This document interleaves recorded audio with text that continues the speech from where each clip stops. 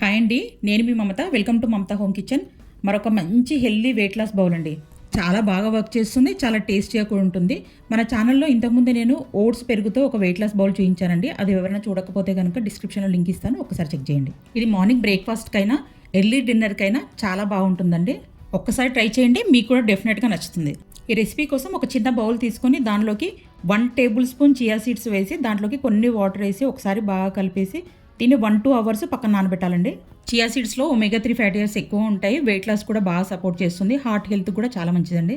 ఒక mixing bowl తీసుకొని దానిలోకి 4 టేబుల్ స్పూన్ల ఓట్స్ వేస్తున్నానండి. మీరు చేసే క్వాంటిటీని బట్టి ఓట్స్ తీసుకోండి. నేను ఇక్కడ 4 టేబుల్ స్పూన్స్ వేస్తున్నాను. దాంట్లోకి ఒక చిన్న టీ గ్లాసు వేడివేడి పాలు వేస్తున్నాను. చల్లటి పాలు వేస్తే ఓట్స్ నానడానికి టైం పడుతుందండి.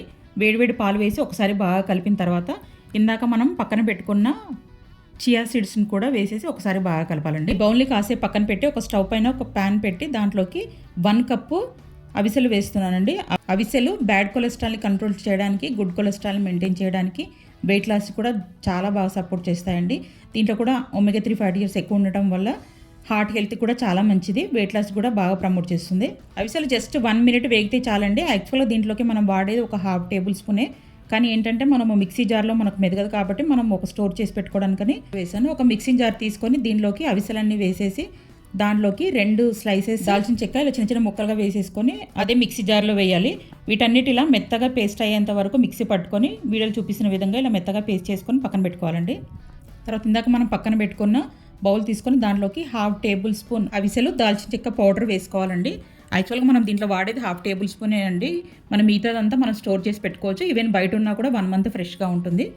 స్వీట్నెస్ కోసం ఇక్కడ 2 డేట్స్ తీసుకుంటున్నాను. కావాలంటే ఈ ప్లేస్లో మీరు హనీ అన్న వేసుకోవచ్చు. వీటిని కూడా చిన్న చిన్న ముక్కలుగా తరిగేసి ఇదే బౌల్లో వేసుకోవాలండి.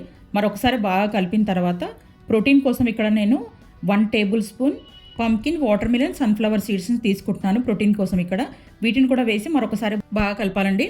అంతేనండి, ఎంతో టేస్టీ, ఎంతో హెల్దీ అయిన weight loss healthy oats bowl అయితే రెడీ అయిపోయింది.